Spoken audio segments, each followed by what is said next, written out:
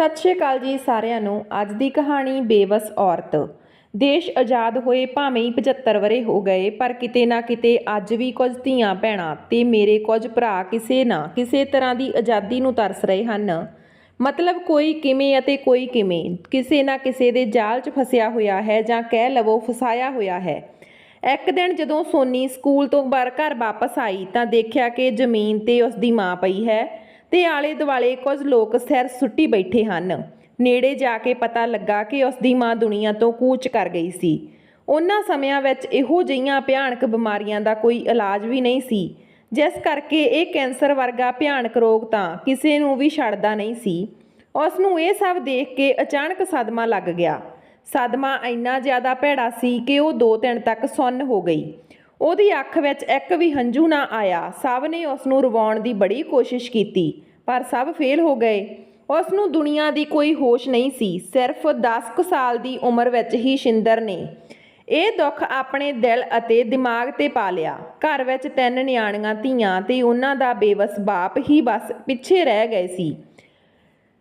ਸੋਨੀ ਦੀ ਭੂਆ ਨੂੰ ਘਰ 'ਚ 3 ਧੀਆਂ ਦੀ ਫਿਕਰ ਸਤਾਉਣ ਲੱਗੀ ਤੇ ਉਸਨੇ ਆਪਣੇ ਭਰਾ ਨੂੰ ਸਭ ਕੁਝ ਭੁੱਲ ਕੇ ਦੁਬਾਰਾ ਵਿਆਹ ਕਰਵਾਉਣ ਦੀ ਸਲਾਹ ਦਿੱਤੀ, ਪਰ ਕੈਲਾ ਵਿਆਹ ਲਈ ਨਾ ਮੰਨਿਆ।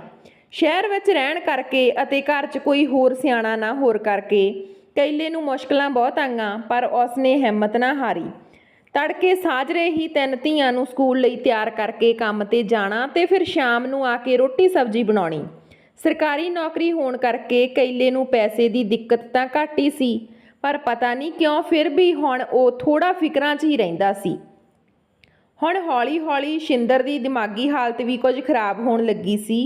ਮਾਂ ਦੇ ਅਚਾਨਕ ਚਲੇ ਜਾਣ ਤੇ ਦੁੱਖ ਨੇ ਉਸ ਨੂੰ ਬਹੁਤ ਕਮਜ਼ੋਰ ਬਣਾ ਦਿੱਤਾ ਸੀ। ਉਸ ਨੂੰ ਦੁਨੀਆਦਾਰੀ ਦਾ ਤਾਂ ਪਤਾ ਹੀ ਨਹੀਂ ਸੀ, ਪਰ ਕਦੇ-ਕਦੇ ਉਹ ਦਿਮਾਗੀ ਤੌਰ 'ਤੇ ਬਿਮਾਰ ਹੋ ਜਾਂਦੀ। ਕੈਲੇ ਨੇ ਉਸ ਦਾ ਡਾਕਟਰ ਤੋਂ ਇਲਾਜ ਵੀ ਸ਼ੁਰੂ ਕਰਵਾਇਆ, ਪਰ ਜਿੰਨਾ ਚਿਰ ਉਹ ਦਵਾਈਆਂ ਖਾਂਦੀ ਸਿਰਫ ਉਦੋਂ ਤੱਕ ਹੀ ਠੀਕ ਰਹਿੰਦੀ। ਕੈਲੇ 'ਤੇ ਹੁਣ ਜ਼ਿੰਮੇਵਾਰੀਆਂ ਦਾ ਕੁਝ ਜ਼ਿਆਦਾ ਹੀ ਬੋਝ ਆਣ ਪਿਆ ਸੀ। ਕੈਲੇ ਦੀ ਭੈਣ ਤੋਂ ਉਸ ਦੀ ਇਹ ਹਾਲਤ ਦੇਖੀ ਨਾ ਜਾਗ ਗਈ ਅਤੇ ਉਸਨੇ ਇੱਕ ਵਾਰ ਫਿਰ ਤੋਂ ਆਪਣੇ ਭਰਾ ਨੂੰ ਵਿਆਹ ਦੀ ਸਲਾਹ ਦਿੱਤੀ। ਘਰ 'ਚ 3 ਧੀਆਂ ਦਾ ਸੁੰਨੇ ਇਲਾਕੇ 'ਚ ਰਹਿਣਾ ਕੈਲੇ ਨੂੰ ਵੀ ਹੁਣ ਕੁਝ ਠੀਕ ਨਾ ਲੱਗਾ। ਨਾਲੇ ਰੋਜ਼-ਰੋਜ਼ ਆਂਢੀ ਗੁਆਂਢੀ ਵੀ ਕਿੰਨੀ ਕੁ ਨਿਗਾਹ ਰੱਖਦੇ ਕਿਸੇ ਦੀਆਂ ਧੀਆਂ ਭੈਣਾਂ ਦੀ। ਇਸ ਕਰਕੇ ਕੈਲੇ ਨੇ ਨਾ ਚਾਹੁੰਦੇ ਹੋਏ ਵੀ ਵਿਆਹ ਕਰਵਾਉਣ ਦਾ ਫੈਸਲਾ ਕਰ ਲਿਆ। ਪੂਰੇ 2 ਸਾਲ ਦੀ ਨਾਂਹ ਨੁੱਕਰ ਤੋਂ ਬਾਅਦ ਕੈਲੇ ਦਾ ਵਿਆਹ ਹੋ ਗਿਆ। ਵਿਆਹ ਤੋਂ ਬਾਅਦ ਉਸ ਨੂੰ ਇੰਨੀ ਕੁ ਤਾਂ ਫਿਕਰ ਘਟ ਗਈ ਕਿ ਮੇਰੀਆਂ ਧੀਆਂ ਘਰ 'ਚ ਇਕੱਲੀਆਂ ਹੋਣਗੀਆਂ ਜਾਂ ਭੁੱਖੀਆਂ ਹੋਣਗੀਆਂ। ਸਮਾਂ ਬੀਤਦਾ ਗਿਆ। 5 ਸਾਲ ਬਾਅਦ ਕੈਲੇ ਦੇ ਘਰ ਇੱਕ ਧੀ ਨੇ ਜਨਮ ਲਿਆ। ਕੈਲਾ ਪਹਿਲਾਂ ਤਾਂ ਥੋੜਾ ਧੀ ਹੋਣ ਕਰਕੇ ਦੁਖੀ ਹੋਇਆ ਅਤੇ ਫਿਰ ਬਾਅਦ ਵਿੱਚ ਖੁਦ ਹੀ ਕਹਿਣ ਲੱਗਾ ਕਿ ਚਲੋ ਕੋਈ ਨਾ, ਧੀ ਵੀ ਆਪੋ ਆਪਣੇ ਕਰਮ ਖਾਂਦੀਆਂ ਹਨ। ਅਤੇ ਉਸ ਤੋਂ 2 ਸਾਲ ਬਾਅਦ ਹੀ ਫਿਰ ਤੋਂ ਕੈਲੇ ਦੇ ਘਰ 2 ਪੁੱਤਰਾਂ ਨੇ ਜਨਮ ਲਿਆ। ਕੈਲੇ ਨੂੰ ਪੁੱਤਰਾਂ ਦੇ ਜੰਮਣ 'ਤੇ ਬੜੀ ਖੁਸ਼ੀ ਹੋਈ। ਉਸਨੇ ਆਪਣੀ ਪਤਨੀ ਨੂੰ ਕਿਹਾ ਕਿ ਚਲੋ ਮੇਰੀਆਂ ਧੀਆਂ ਨੂੰ ਉਹਨਾਂ ਦੇ ਭਰਾ ਮਿਲ ਗਏ ਤੇ ਹੁਣ ਸਾਡੇ ਇਸ ਦੁਨੀਆ ਤੋਂ ਚਲੇ ਜਾਣ ਤੋਂ ਬਾਅਦ ਵੀ ਮੇਰੀਆਂ ਧੀਆਂ ਵਾਸਤੇ ਸਦਾ ਲਈ ਪੇਕਿਆਂ ਦੇ ਦਰਵਾਜ਼ੇ ਖੁੱਲ੍ਹੇ ਰਹਿਣਗੇ। ਨਸੀਬੋ ਘਰ ਦਾ ਸਾਰਾ ਕੰਮ ਆਪ ਹੀ ਕਰਦੀ। ਉਸਨੇ ਕਦੇ ਵੀ ਆਪਣੀ ਜੰਮੀ ਧੀ ਅਤੇ ਕੈਲੇ ਦੀਆਂ ਧੀਆਂ 'ਚ ਫਰਕ ਨਾ ਕੀਤਾ। ਨਸੀਬੋ ਸੁਭਾਅ ਦੀ ਬਹੁਤ ਚੰਗੀ ਸੀ, ਜਿਸ ਕਰਕੇ ਉਸਨੇ ਵੀ ਕੈਲੇ ਦੀਆਂ 3 ਧੀਆਂ ਤੋਂ ਘਰ ਦਾ ਕੰਮ ਕਦੇ ਵੀ ਨਾ ਕਰਵਾਇਆ।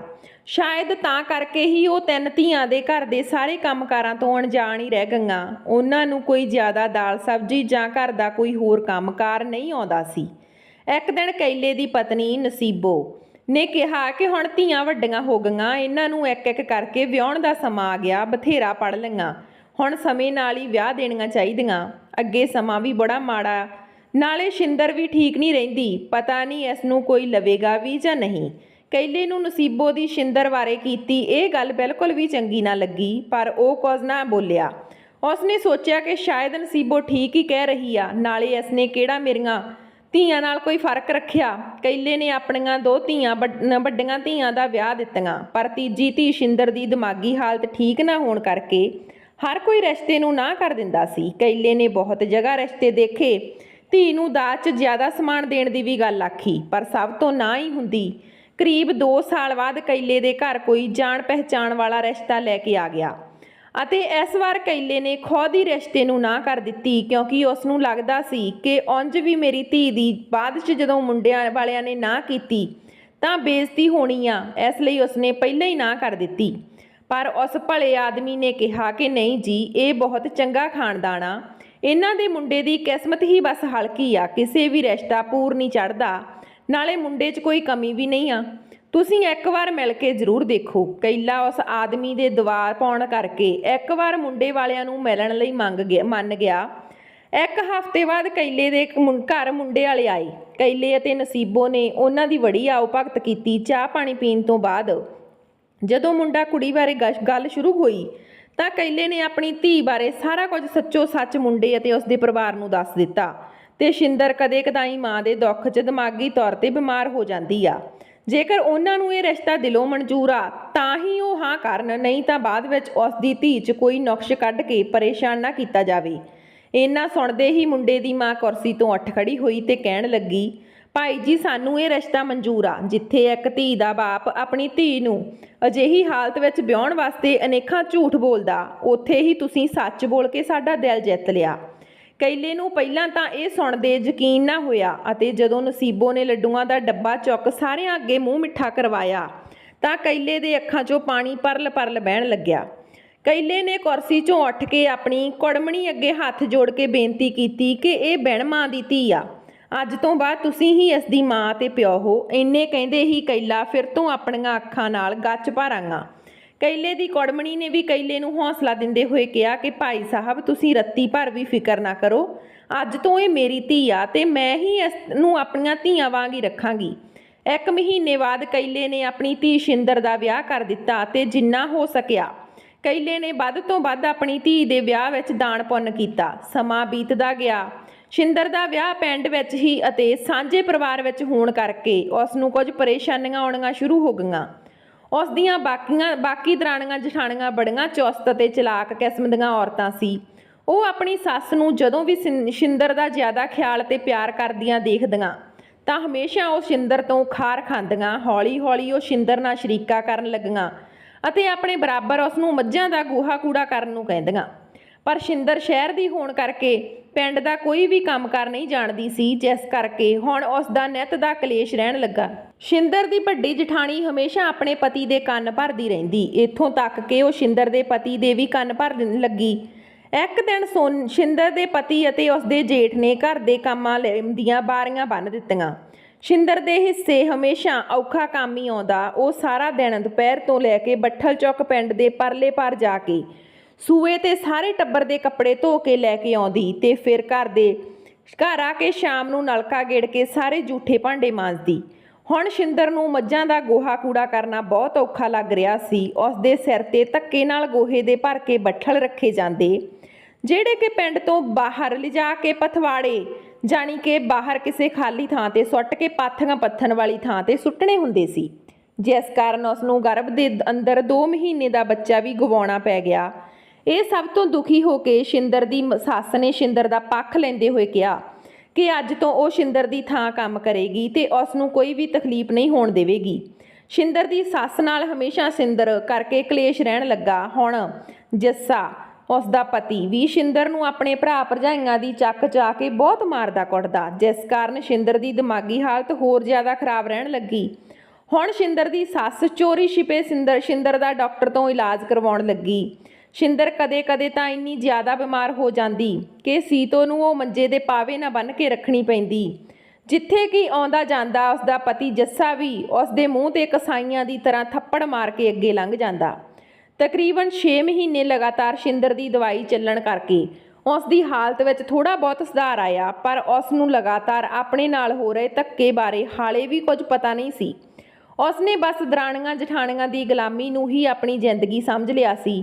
ਇੱਕ ਦਿਨ ਜਦੋਂ ਸ਼ਿੰਦਰ ਦੇ ਮਾਂ-ਬਾਪ ਉਸ ਨੂੰ ਮਿਲਣ ਆਏ ਤਾਂ ਉਹਨਾਂ ਨੇ ਦੇਖਿਆ ਕਿ ਸ਼ਿੰਦਰ ਅਤੇ ਉਸ ਦੀ ਸੱਸ ਦੋਵੇਂ ਹੀ ਮੱਝਾਂ ਦਾ ਗੋਹਾ ਕੂੜਾ ਸੁੱਟ ਰਹੀਆਂ ਸੀ। ਇਹ ਦੇਖ ਕੇ ਸ਼ਿੰਦਰ ਦੇ ਬਾਪ ਨੇ ਹੱਥ 'ਚੋਂ ਕੈਲਿਆਂ ਵਾਲਾ ਲਿਫਾਫਾ ਅਤੇ ਕੁਝ ਮਠਿਆਈਆਂ ਥੱਲੇ ਜ਼ਮੀਨ 'ਤੇ ਡਿੱਗ ਗਈਆਂ ਅਤੇ ਉਸ ਦੀਆਂ ਅੱਖਾਂ ਬਹਿ ਤੁਰੀਆਂ। ਉਸ ਨੇ ਭੱਜ ਕੇ ਆਪਣੀ ਧੀ ਨੂੰ ਗਲ ਨਾਲ ਲਾਇਆ ਤੇ ਉੱਚੀ ਰੋਣ ਲੱਗਾ। ਸ਼ਿੰਦਰ ਨੇ ਆਪਣੇ ਬਾਪ ਦੀਆਂ ਅੱਖਾਂ ਸਾਫ਼ ਕੀਤੀਆਂ ਤੇ ਕਹਿਣ ਲੱਗੀ, ਪਾਪਾ ਤੁਸੀਂ ਰੋਂਦੇ ਕਿਉਂ ਆ? ਮੈਂ ਤਾਂ ਸਹੀ ਸਲਾਮਤ ਹਾਂ, ਫਿਰ ਤੁਸੀਂ ਰੋ ਕਿਉਂ ਰਹੇ ਹੋ? ਕੈਲੇ ਨੇ ਅੱਗੋਂ ਕਿਹਾ ਕਿ ਮੇਰੀ ਭੋਲੀਏ ਧੀਏ, ਜੇ ਅੱਜ ਤੇਰੀ ਮਾਂ ਜਿਉਂਦੀ ਹੁੰਦੀ ਤਾਂ ਸ਼ਾਇਦ ਤੇਰੀ ਇੰਨੀ ਮਾੜੀ ਹਾਲਤ ਕਦੇ ਨਾ ਹੁੰਦੀ। ਸੀਤੋ ਕਹਿੰਦੀ, ਮਾफ़ ਕਰਨਾ ਭਾਈ ਸਾਹਿਬ, ਮੈਂ ਤੁਹਾਡੇ ਨਾਲ ਕੀਤਾ ਵਾਅਦਾ ਨਿਭਾ ਨਾ ਸਕੀ। ਮੈਂ ਪਾਪੜ ਨੇ ਇਸ ਨੂੰ ਇਸ ਨਰਕ 'ਚ ਧੱਕ ਦਿੱਤਾ। ਮੇਰੀ ਵੀ ਜ਼ਿਆਦਾ ਚੱਲਦੀ ਨਹੀਂ ਘਰ 'ਚ। ਘਰ ਜਿੰਨੇ ਜੋਗੀ ਆ ਕਰੀ ਜਾਨੀ ਆ। ਕੈਲਾ ਸੀਤੋ ਦੀ ਗੱਲ ਸੁਣ ਕੇ ਕੁਝ ਨਾ ਬੋਲਿਆ ਤੇ ਆਪਣੀ ਧੀ ਨੂੰ ਕਹਿਣ ਲੱਗਾ ਕਿ ਨਹਾ ਧੋ ਕੇ ਤਿਆਰ ਹੋ ਜਾਵੇ। ਉਹ ਬਿਲਕੁਲ ਵੀ ਆਪਣੀ ਧੀ ਨੂੰ ਇੱਥੇ ਛੱਡ ਨਹੀਂ ਸਕਦਾ। ਇੰਨੇ ਨੂੰ ਨਸੀਬੋ ਬੋਲੀ ਕਿ ਨਹੀਂ ਸਰਦਾਰ ਜੀ, ਆਪਾਂ ਗਰਮੋ ਗਰਮੀ 'ਚ ਕੋਈ ਫੈਸਲਾ ਨਹੀਂ ਲੈ ਸਕਦੇ। ਅੱਜ ਆਪਾਂ ਜਜ਼ਬਾਤੀ ਹੋ ਕੇ ਧੀ ਨੂੰ ਆਪਣੇ ਨਾਲ ਲੈ ਜਾਵਾਂਗੇ, ਪਰ ਕਦੇ ਤਾਂ ਇਸ ਨੂੰ ਇੱਥੇ ਵਾਪਸ ਮੁੜ ਕੇ ਆਉਣਾ ਹੀ ਪਵੇਗਾ। ਸਾਨੂੰ ਇਸ ਮਾਮਲੇ ਦਾ ਹੱਲ ਲੱਭਣਾ ਪਵੇਗਾ। ਸੀਤੋ ਕਹਿੰਦੀ, ਹਾਂਜੀ ਭੈਣ ਜੀ, ਸਮੇਂ ਨਾਲ ਸਭ ਠੀਕ ਹੋ ਜਾਵੇਗਾ। ਤੁਸੀਂ ਜ਼ਿਆਦਾ ਘਬਰਾਓ ਨਾ। ਮੈਂ ਇਸ ਨੂੰ ਧੀ ਬਣਾ ਕੇ ਲੈ ਕੇ ਆਈ ਸੀ। ਇਹ ਮੇਰੀ ਧੀ ਹੀ ਆ। ਕੈਲਾ ਕਹਿੰਦਾ, ਠੀਕ ਆ ਭੈਣ ਜੀ, ਪਰ ਮੇਰੀ ਧੀ ਦੀ ਇਹ ਹਾਲਤ ਮੇਰੇ ਤੋਂ ਨਹੀਂ ਦੇਖੀ ਜਾਂਦੀ। ਤੁਸੀਂ ਜੱਸੇ ਨੂੰ ਬੁਲਾਓ, ਕਿੱਥੇ ਆ? ਮੈਂ ਉਸ ਨਾਲ ਗੱਲ ਕਰਨੀ ਆ। ਸੀਤੋ ਕਹਿੰਦੀ, ਭਾਈ ਜੀ ਉਹ ਤਾਂ ਕੰਮ ਤੇ ਆ ਤੇ ਸ਼ਾਮ ਨੂੰ ਹੀ ਵਾਪਸ ਆਵੇਗਾ। ਕੈਲਾ ਕਹਿੰਦਾ, ਠੀਕ ਆ ਭੈਣ ਜੀ, ਅਸੀਂ ਉਨਾ ਚਿਰ ਇੱਥੇ ਹੀ ਰੁਕ ਜਾਂਦੇ ਹਾਂ। ਸ਼ਾਮ ਨੂੰ ਜਦੋਂ ਜੱਸਾ ਘਰ ਆਇਆ ਤਾਂ ਉਹ ਸ਼ਰੇਆਮ ਆਪਣੇ ਵੱਲੋਂ ਕੀਤੇ ਅਤਿਆਚਾਰਾਂ ਤੋਂ ਮੁੱਕਰ ਗਿਆ। ਉਹਨਾਂ ਵਿਚਕਾਰ ਬਹੁਤ ਬਹਿਸ ਹੋਈ, ਪਰ ਹੱਲ ਕੋਈ ਨਾ ਨਿਕਲਿਆ। ਸਗੋਂ ਜੱਸੇ ਨੇ ਸਾਫ਼ ਕਹਿ ਦਿੱਤਾ ਕਿ ਜੇਕਰ ਉਹਨਾਂ ਨੂੰ ਉਹ ਸਹੀ ਨਹੀਂ ਲੱਗਦਾ ਤਾਂ ਬੇਸ਼ੱਕ ਆਪਣੀ ਧੀ ਨੂੰ ਨਾਲ ਲੈ ਜਾ ਸਕਦੇ ਆ। ਪਰ ਜੱਸੇ ਦੀ ਮਾਂ ਨੇ ਪਿੰਡ ਦੀ ਬਦਨਾਮੀ ਅਤੇ ਆਪਣੇ ਕੀਤੇ ਵਾਅਦੇ ਕਰਕੇ ਸ਼ਿੰਦਰ ਨੂੰ ਉਸਦੇ ਮਾਂ-ਬਾਪ ਨਾਲ ਜਾਣ ਤੋਂ ਰੋਕ ਦਿੱਤਾ। ਉਸਨੇ ਆਪਣੇ ਪੁੱਤ ਵੱਲੋਂ ਆਪ ਮਾਫ਼ੀ ਮੰਗੀ। ਸਮਾਂ ਬੀਤਦਾ ਗਿਆ। ਸਾਲ ਬਾਅਦ ਸ਼ਿੰਦਰ ਦੇ ਘਰ ਇੱਕ ਧੀ ਨੇ ਜਨਮ ਲਿਆ। ਸ਼ਿੰਦਰ ਇੱਕ ਵਾਰ ਫਿਰ ਤੋਂ ਦਿਮਾਗੀ ਤੌਰ 'ਤੇ ਬਿਮਾਰ ਹੋ ਗਈ, ਕਿਉਂਕਿ ਉਹ ਸੋਚਦੀ ਸੀ ਜੇਕਰ ਕੱਲ੍ਹ ਨੂੰ ਮੇਰੀ ਧੀ ਨਾਲ ਵੀ ਵਿਆਹ ਤੋਂ ਬਾਅਦ ਇਹ ਸਭ ਹੋਇਆ ਤਾਂ ਉਹ ਕੀ ਕਰੇਗੀ। ਅਤੇ ਅੱਜ ਵੀ ਜੱਸੇ ਅਤੇ ਉਸਦੇ ਬਾਕੀ ਪਰਿਵਾਰ ਨੇ ਮੇਰੀ ਧੀ ਨੂੰ ਜ਼ਿਆਦਾ ਪਿਆਰ ਨਹੀਂ ਦੇਣਾ। ਉਹ ਤਾਂ ਪਹਿਲਾਂ ਹੀ ਮੁੰਡਾ ਚਾਹੁੰਦੇ ਸੀ। ਹੁਣ ਸ਼ਿੰਦਰ ਦੀ ਧੀ ਵੀ ਸਾਲ ਦੀ ਹੋ ਗਈ ਸੀ। ਉਹਦੀ ਦਾਦੀ ਉਸ ਨੂੰ ਬਹੁਤ ਪਿਆਰ ਕਰਦੀ ਸੀ, ਪਰ ਜੱਸਾ ਜਾਂ ਕੋਈ ਹੋਰ ਵੀ ਉਸ ਨੂੰ ਗੋਦੀ ਚੁੱਕਣਾ ਵੀ ਪਸੰਦ ਨਹੀਂ ਕਰਦਾ ਸੀ। ਜਦੋਂ ਸ਼ਿੰਦਰ ਅਤੇ ਉਸਦੀ ਸੱਸ ਕੰਮਾਂ ਕਾਰਾਂ ਤੋਂ ਉਲਝੀਆਂ ਹੁੰਦੀਆਂ ਤਾਂ ਸ਼ਿੰਦਰ ਦੀ ਧੀ ਨੰਨੀ ਜਾਨ ਮੰਜੇ 'ਤੇ ਪਈ ਇੰਝ ਹੀ ਰੋ ਕੇ ਆਪੇ ਚੁੱਪ ਕਰ ਜਾਂਦੀ। ਜੇਕਰ ਸ਼ਿੰਦਰ ਕੰਮ ਛੱਡ ਕੇ ਕਦੇ ਉਸ ਨੂੰ ਚੁੱਕਦੀ ਵੀ ਤਾਂ ਉਸ ਦੀਆਂ ਦਰਾਣੀਆਂ ਜਠਾਣੀਆਂ ਤੇ ਜੇਠ ਉਸ ਨੂੰ ਪਹਿਲਾਂ ਕੰਮ ਨਿਬੇੜਨ ਨੂੰ ਕਹਿੰਦੇ ਤੇ ਕਹਿ ਦਿੰਦੇ ਕਿ ਕਿਧਰੇ ਨਹੀਂ ਮਰਦੀ ਏ। ਜੇ ਮਰ ਵੀ ਜਾਊ ਫਿਰ ਕੀ ਹੋ ਜਾਊ, ਸਗੋਂ ਇਸ ਪੱਥਰ ਦੇ ਬਦਲੇ ਕੋਈ ਪੋਤੀ ਆ ਜਾਊ। ਸ਼ਿੰਦਰ ਨਾਲ ਹਮੇਸ਼ਾ ਇੰਝ ਹੀ ਮਾੜਾ ਵਿਵਹਾਰ ਹੁੰਦਾ ਰਹਿੰਦਾ, ਇੱਥੋਂ ਤੱਕ ਕਿ ਜਦੋਂ ਉਸ ਦੀਆਂ ਦਰਾਣੀਆਂ ਜਾਂ ਜਠਾਣੀਆਂ ਉਸ ਨੂੰ ਦੂਰੋਂ ਆਉਂਦੀਆਂ ਦੇਖਦੀਆਂ ਤਾਂ ਉਸ ਨੂੰ ਦੇਖਦੇ ਹੀ ਥੁੱਕਣਾ ਸ਼ੁਰੂ ਕਰ ਦਿੰਦੀਆਂ। ਸਮਾਂ ਬੀਤਦਾ ਗਿਆ। ਸ਼ਿੰਦਰ ਦੀ ਧੀ ਕੀਰਤ ਵੀ ਹੁਣ 10 ਸਾਲਾਂ ਦੀ ਹੋ ਚੁੱਕੀ ਸੀ। ਉਸ ਨੂੰ ਬਚਪਨ ਤੋਂ ਹੀ ਅਖਬਾਰ ਵਿੱਚ ਆਉਣ ਵਾਲੀਆਂ ਬਾਲ ਕਹਾਣੀਆਂ ਪੜ੍ਹਨ ਦਾ ਬੜਾ ਸ਼ੌਂਕ ਸੀ, ਜਿਸ ਕਰਕੇ ਉਸ ਨੂੰ ਕਹਾਣੀਆਂ ਦੇ ਨਾਲ-ਨਾਲ ਅਖਬਾਰ ਪੜ੍ਹਨ ਦਾ ਵੀ ਚਸਕਾ ਪੈ ਗਿਆ। ਪਰ ਕੀਰਤ ਦੇ ਚਾਚੇ ਤਾਇਆਂ ਨੂੰ ਇਹ ਗੱਲ ਬਿਲਕੁਲ ਮਨਜ਼ੂਰ ਨਹੀਂ ਸੀ ਕਿ ਕੀਰਤ ਅਖਬਾਰ ਪੜ੍ਹੇ। ਉਹ ਹਮੇਸ਼ਾ ਉਸ ਨੂੰ ਅਖਬਾਰ ਪੜ੍ਹਨ ਤੋਂ ਰੋਕਦੇ ਰਹਿੰਦੇ, ਪਰ ਕੀਰਤ ਕਿਵੇਂ ਨਾ ਕਿਵੇਂ ਕਰਕੇ ਚੋਰੀ ਛਿਪੇ ਅਖਬਾਰ ਪੜ੍ਹ ਹੀ ਲੈਂਦੀ। ਇੱਕ ਦਿਨ ਕੀਰਤ ਆਪਣੀ ਚਾਚੀ ਦੇ ਘਰ ਟੈਲੀਵਿਜ਼ਨ ਬੈਠੀ ਵੇਖੀ ਜਾ ਰਹੀ ਸੀ। ਇੰਨੇ ਨੂੰ ਉਸਦਾ ਚਾਚਾ ਆਇਆ ਤੇ ਕਹਿਣ ਲੱਗਾ ਕਿ ਟੈਲੀਵਿਜ਼ਨ ਤੋਂ ਬਿਨਾਂ ਵੀ ਕੋਈ ਕੰਮ ਕਰ ਲਿਆ ਕਰੇ, ਅਤੇ ਬਾਲਾਂ ਤੋਂ ਘਸੀਟ ਕੇ ਉਸ ਨੂੰ ਕਮਰੇ ਤੋਂ ਬਾਹਰ ਲਿਜਾ ਕੇ ਕੁੱਟਣ ਲੱਗਾ। ਇਹ ਦੇਖ ਕੇ ਕੀਰਤ ਦੀ ਦਾਦੀ ਦੌੜਦੀ ਹੋਈ ਆਈ ਤੇ ਮਸਾਂ ਹੀ ਉਸਨੇ ਕੀਰਤ ਨੂੰ ਛੁਡਵਾਇਆ।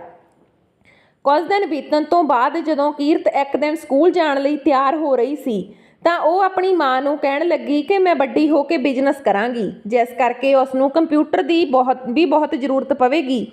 ਸਮਾਂ ਆਪਣੀ ਰਫ਼ਤਾਰ ਨਾਲ ਅੱਗੇ ਵੱਧ ਰਿਹਾ ਸੀ। ਕੀਰਤ ਵੀ ਹੁਣ ਵੱਡੀ ਹੋਣ ਲੱਗੀ। ਅਖਬਾਰ ਰਸਾਲੇ ਪੜ੍ਹਦੇ ਉਸ ਨੂੰ ਵੀ ਹੁਣ ਲੇਖ ਕਹਾਣੀਆਂ ਲਿਖਣ ਦਾ ਸ਼ੌਂਕ ਪੈ ਚੁੱਕਾ ਸੀ। ਉਹ ਘਰਦਿਆਂ ਤੋਂ ਚੋਰੀ ਲਿਖਦੀ ਤੇ ਸਕੂਲ 'ਚ ਆਪਣੇ ਪੰਜਾਬੀ ਵਾਲੇ ਅਧਿਆਪਕਾਂ ਨੂੰ ਦਿਖਾਉਂਦੀ। ਹੌਲੀ-ਹੌਲੀ ਉਹ ਅਧਿਆਪਕਾਂ ਦੇ ਸਹਿਯੋਗ ਨਾਲ ਸਕੂਲ ਦੀ ਸਟੇਜ 'ਤੇ ਵੀ ਆਪਣੇ ਲੇਖ ਬੋਲਣ ਲੱਗੀ, ਜਿਸ ਕਰਕੇ ਉਹ ਛੇਤੀ ਹੀ ਸਕੂਲ ਦੀ ਸਭ ਤੋਂ ਪਿਆਰੀ ਵਿਦਿਆਰਥਣ ਬਣ ਗਈ। ਇੱਕ ਦਿਨ ਸਕੂਲ ਦੇ ਇੱਕ ਪੰਜਾਬੀ ਵਾਲੇ ਅਧਿਆਪਕ ਨੇ ਉਸ ਨੂੰ ਕੋਲ ਬੁਲਾ ਕੇ ਉਸ ਦਾ ਜ਼ਿੰਦਗੀ ਦਾ ਟੀਚਾ ਪੁੱਛਿਆ ਅਤੇ ਕਿਹਾ ਕਿ ਜੋ ਕੁਝ ਵੀ ਉਹ ਕਰਨਾ ਚਾਹੇਗੀ ਉਸ ਦਾ ਮਾਰਗਦਰਸ਼ਕ ਬਣ ਕੇ ਉਸ ਦਾ ਅਧਿਆਪਕ ਵੀ ਹਮੇਸ਼ਾ ਉਸ ਨਾਲ ਖੜੇਗਾ। ਕੀਰਤ ਨੇ ਇਹ ਗੱਲ ਨੂੰ ਸੁਣ ਕੇ ਝੱਟ ਜਵਾਬ ਦਿੱਤਾ ਕਿ ਉਹ ਆਪਣਾ ਨਾਮ ਦੁਨੀਆ ਦੇ ਸਭ ਤੋਂ ਮਸ਼ਹੂਰ ਲੇਖਕਾਂ ਦੀ ਸੂਚੀ ਵਿੱਚ ਪਹਿਲੇ ਨੰਬਰ 'ਤੇ ਦੇਖਣਾ ਚਾਹੁੰਦੀ ਆ। ਇਸ ਲਈ ਉਹ ਜਿੰਨੀ ਚਾਹੇ ਮਿਹਨਤ ਕਰੇਗੀ, ਪਰ ਇੱਕ ਵਾਰ ਉਸ ਦਾ ਨਾਮ ਗਿਨੀਜ਼ ਆਫ ਵਰਲਡ ਬੁੱਕ ਵਿੱਚ ਦਰਜ ਹੋ ਜਾਵੇ। ਕੀਰਤ ਦਾ ਇੰਨੇ ਜੋਸ਼ ਨਾਲ ਜਵਾਬ ਸੁਣ ਕੇ ਉਸ ਦਾ ਅਧਿਆਪਕ ਵੀ ਤਾੜੀਆਂ ਵਜਾਉਣ ਲੱਗਾ ਤੇ ਕਹਿਣ ਲੱਗਾ ਕਿ ਇੰਨੀ ਛੋਟੀ ਉਮਰ ਵਿੱਚ ਇੰਨੀ ਵੱਡੀ ਸੋਚ ਰੱਖਣ ਵਾਲਿਆਂ ਹੀ ਬਾਕਮਾਲ ਦੀ ਗੱਲ ਆ। ਅਤੇ ਉਸਨੇ ਕੀਰਤ ਦਾ ਹੋਰ ਜ਼ਿਆਦਾ ਹੌਸਲਾ ਵਧਾਉਣ ਲਈ ਕਿਹਾ ਕਿ ਉਹ ਪੰਜਾਬੀ ਦੇ ਅਖਬਾਰ ਲਈ ਲੇਖ ਕਹਾਣੀਆਂ ਲਿਖੇ। ਇੰਝ ਹੀ ਕੀਰਤ ਆਪਣੇ ਅਧਿਆਪਕ ਨੂੰ ਲੇਖ ਕਹਾਣੀਆਂ ਲਿਖ ਕੇ ਦੇਣ ਲੱਗੀ ਤੇ ਉਸਦੇ ਅਧਿਆਪਕ ਅੱਗੇ ਕਿਸੇ ਨਾਮੀ ਅਖਬਾਰ ਵਿੱਚ ਭੇਜ ਦਿੰਦੇ। ਇੱਕ ਦਿਨ ਕੀਰਤ ਦੀ ਇੱਕ ਕਹਾਣੀ ਉਸਦੇ ਚਾਚੇ ਨੇ ਅਖਬਾਰ 'ਚ ਪੜ੍ਹੀ। ਜਦੋਂ ਉਸਨੇ ਕਹਾਣੀ ਦੇ ਅਖੀਰ ਵਿੱਚ ਨਜ਼ਰ ਮਾਰੀ ਤਾਂ ਦੇਖਿਆ ਕਿ ਨਾਮ ਅਤੇ ਪਤਾ ਉਸਦੇ ਪਿੰਡ ਦਾ ਹੀ ਸੀ। ਉਸਨੂੰ ਕੀਰਤ 'ਤੇ ਸ਼ੱਕ ਹੋਣ ਲੱਗਾ। ਉਹ ਕੀਰਤ 'ਤੇ ਚੋਰੀ ਛਿਪੇ ਨਜ਼ਰ ਵੀ ਰੱਖਣ ਲੱਗਾ। ਇੱਕ ਦਿਨ ਜਦੋਂ ਕੀਰਤ ਘਰ ਦੇ ਤਾਰ ਵਾਲੇ ਲੈਂਡਲਾਈਨ ਫੋਨ ਤੋਂ ਆਪਣੀ ਸਹੇਲੀ ਨਾਲ ਗੱਲ ਕਰ ਰਹੀ ਸੀ ਤਾਂ ਉਸਦੇ ਚਾਚੇ ਨੇ ਸੁਣਿਆ ਕਿ ਕੀਰਤ ਆਪਣੀ ਅਖਬਾਰ 'ਚ ਆਉਣ ਵਾਲੀਆਂ ਕਹਾਣੀਆਂ ਅਤੇ ਲੇਖਾਂ ਬਾਰੇ ਹੀ ਗੱਲ ਕਰ ਰਹੀ ਆ। ਉਸਨੂੰ ਇੰਨਾ ਸੁਣਦੇ ਹੀ ਬਹੁਤ ਜ਼ਿਆਦਾ ਗੁੱਸਾ ਆਇਆ ਤੇ ਉਸਨੇ ਕੀਰਤ ਤੋਂ ਫੋਨ ਫੜ ਕੇ ਭਗਾ ਮਾਰਿਆ ਵਿਹੜੇ 'ਚ। ਉਸਨੇ ਕੀਰਤ ਨੂੰ ਇੱਕ ਵਾਰ ਫਿਰ ਜਾਨਵਰਾਂ ਦੀ ਤਰ੍ਹਾਂ ਕੁੱਟਣਾ ਸ਼ੁਰੂ ਕਰ ਦਿੱਤਾ। ਜਦੋਂ ਕੀਰਤ ਦਾ ਬਾਪ ਸਭ ਕੁਝ ਹੋ ਜਾਣ ਤੋਂ ਬਾਅਦ ਕੁੱਟਣ ਦੀ ਵਜ੍ਹਾ ਪੁੱਛਣ ਲੱਗਾ ਤਾਂ ਉਸਦੇ ਭਰਾ ਨੇ ਦੱਸਿਆ ਕਿ ਇਹ ਹੁਣ ਆਪਣਾ ਨਾਮ ਰੌਸ਼ਨ ਕਰੂਗੀ। ਅਖਬਾਰਾਂ 'ਚ ਆਪਣੀ ਇੱਜ਼ਤ ਛੱਜ ਵਿੱਚ ਪਾ ਕੇ ਛੱਡ ਰਹੀ ਆ, ਕਹਾਣੀਆਂ ਬਣਾ ਕੇ ਲਿਖਣ ਲੱਗੀ ਆ, ਨਾਲ ਨਾਮ ਪਤਾ ਵੀ ਲਿਖਦੀ ਆ, ਕੰਜਰਖਾਨਾ ਬਣਾਉਣਾ ਚਾਹੁੰਦੀ ਆ ਘਰ ਨੂੰ। ਇੰਨਾ ਸੁਣਦੇ ਹੀ ਜੱਸੇ ਕੀਰਤ ਦਾ ਬਾਪ ਨੇ ਕਿਹਾ ਕਿ ਫੇਰ ਬਾਈ ਛੱਡਣੀ ਹੀ ਕਿਉਂ ਸੀ, ਗੋਲੀ ਲੰਘਾ ਦਿੰਦਾ ਸਾਲੀ ਦੇ ਵਿੱਚ ਦੀ। ਇਸ ਗੱਲ ਨੂੰ ਕੁਝ ਦਿਨ ਬੀਤੇ ਹੀ ਸੀ ਕਿ ਜੱਸੇ ਦੇ ਦਿਲ 'ਚ ਦਿਮਾਗ ਵਿੱਚ ਉਹ ਅਖਬਾਰ ਵਾਲੀ ਗੱਲ ਰੜਕਣ ਲੱਗੀ। ਜੱਸੇ ਨੂੰ ਬਸ ਹੁਣ ਬਹਾਨਾ ਹੀ ਚਾਹੀਦਾ ਸੀ ਕੀਰਤ ਨੂੰ ਕੁੱਟਣ ਦਾ। ਉਸ ਦਿਨ ਜਦੋਂ ਕੀਰਤ ਟਿਊਸ਼ਨ ਤੋਂ ਥੋੜਾ ਲੇਟ ਹੋਈ ਤਾਂ ਜੱਸੇ ਨੇ ਟਿਊਸ਼ਨ ਤੇ ਜਾ ਕੇ ਹੀ ਕੀਰਤ ਨੂੰ ਕੁੱਟਣਾ ਸ਼ੁਰੂ ਕਰ ਦਿੱਤਾ ਤੇ ਟਿਊਸ਼ਨ ਤੋਂ ਲੈ ਕੇ ਘਰ ਤੱਕ ਉਸਨੂੰ ਕੁੱਟਦਾ ਹੀ ਘਰ ਆਇਆ। ਜਦੋਂ ਕੀਰਤ ਦੀ ਮਾਂ ਨੇ ਜੱਸੇ ਨੂੰ ਕੁੱਟਣ ਤੋਂ ਰੋਕਿਆ ਤਾਂ ਜੱਸੇ ਨੇ ਕੀਰਤ ਦੀ ਮਾਂ ਨੂੰ ਵੀ ਕੁੱਟਣਾ ਸ਼ੁਰੂ ਕਰ ਦਿੱਤਾ। ਘਰ ਵਿੱਚ ਚੀਕਾਂ ਪੈਣ ਲੱਗੀਆਂ ਪਰ ਕੀਰਤ ਦੀ ਦਾਦੀ ਤੋਂ ਬਿਨਾਂ ਕੋਈ ਵੀ ਉਹਨਾਂ ਮਾਵਾਂ ਧੀਆਂ ਨੂੰ ਛਡਵਾਉਣ ਨਾ ਆਇਆ। ਉਸ ਦਿਨ ਤਾਂ ਮਸਾਂ ਹੀ ਉਹ ਦੋਨੇ ਮਾਵਾਂ ਧੀਆਂ ਦੀ ਜਾਨ ਬਚੀ। 2 ਸਾਲ ਬਾਅਦ ਹੀ ਸਿਰਫ 17 ਸਾਲਾਂ ਦੀ ਉਮਰ ਵਿੱਚ ਜੱਸੇ ਨੇ ਆਪਣੇ ਭਰਾ ਭਰਜਾਈਆਂ ਦੇ ਕਹਿਣ ਤੇ ਕੀਰਤ ਦਾ ਧੱਕੇ ਨਾਲ ਵਿਆਹ ਕਰਵਾ ਦਿੱਤਾ। ਵਿਆਹ ਤੋਂ ਬਾਅਦ ਵੀ ਕੀਰਤ ਨੂੰ ਬਹੁਤ ਮੁਸ਼ਕਲਾਂ ਆਈਆਂ। ਪਿੱਛੇ ਪੇਕੇ ਘਰ ਕੀਰਤ ਦੀ ਮਾਂ ਤੜਫ ਰਹੀ ਸੀ ਤੇ ਸਹੁਰੇ ਘਰ ਕੀਰਤ ਖੁਦ ਤੜਫ ਰਹੀ ਸੀ। ਉਸ ਨੂੰ ਨਿਆਣੀ ਉਮਰ ਵਿੱਚ ਹੀ ਸਿਰੇ ਨਾਲ ਨਸ਼ੇੜੀ ਪਤੀ ਟੱਕਰ ਗਿਆ।